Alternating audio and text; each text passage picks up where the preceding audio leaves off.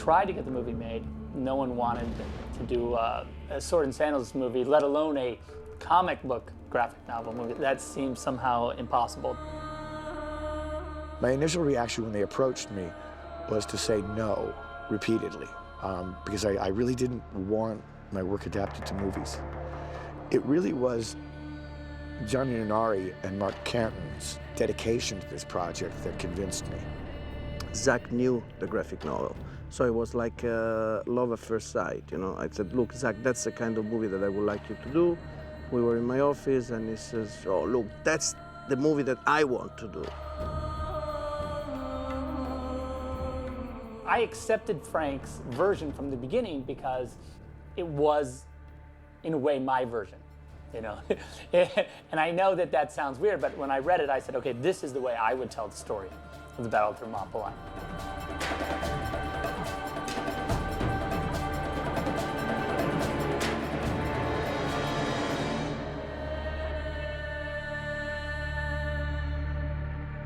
So there was a little while where we talked to studios and showed them the graphic novel, and they'd say, that's cool, where's the script? And we took the graphic novel and we just, from the beginning to the end, tried to transcribe the book into the form of a script. And in some ways, it was more difficult than I thought it would be, because we ended up really having to describe Frank's frames in words. You know, and a picture is worth 1,000 words. I'm sure you've heard that.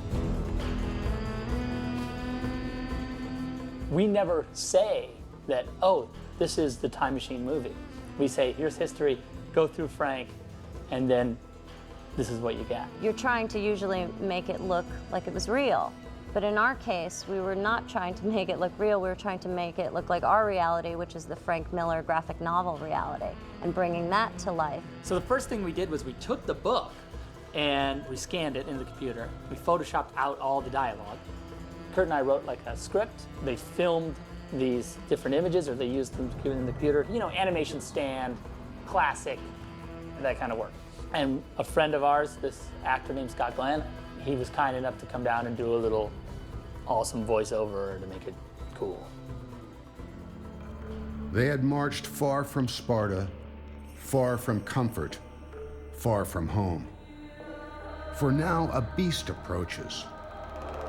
A beast not of fur and claw, but of men and horses, swords and spears. A Persian army, so massive it shakes the earth with its march, its numbers so vast, it drinks rivers dry. Poised to vanquish tiny Greece and make slaves of its free men, women, and children, to extinguish the only light of reason in the world. Leonidas and his warriors, outnumbered 100,000 to 1, stand in defiance at a narrow pass called the Hot Gates, ready to light a fire that will burn in the hearts of free men for all the centuries yet to be. No retreat, no surrender. This is Spartan law. So that seemed like enough, I thought. I was like, oh, it's awesome. This is clearly a cool movie.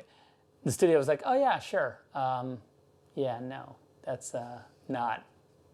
That's not enough. Yeah, what else you got? So then we had these maquettes made, like Xerxes and a crazy immortal that's nothing like the immortal that we ended up doing. So that was our second thing we did. Then we showed the studio look, these maquettes are awesome. See, you can make a movie out of these guys. These are the characters. They were like, yeah, no, that's still not enough. Do you have? So then they said, okay, we're going to give you some money. Not a lot, small amount, to go and film a scene from the movie. I really just wanted to show them sort of the style of the world, rather than a specific moment from the script. Just say, look, this is the world it takes place in. And so we did this little sort of 360-degree shot of a Spartan fighting some Persian soldiers.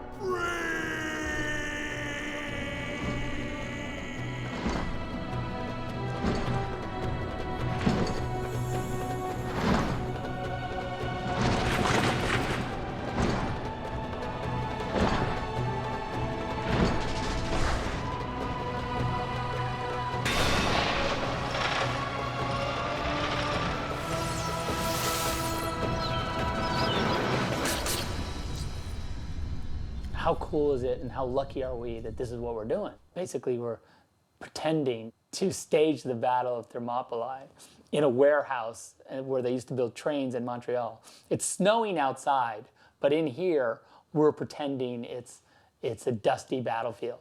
And people are paying us money to do it. It's insane.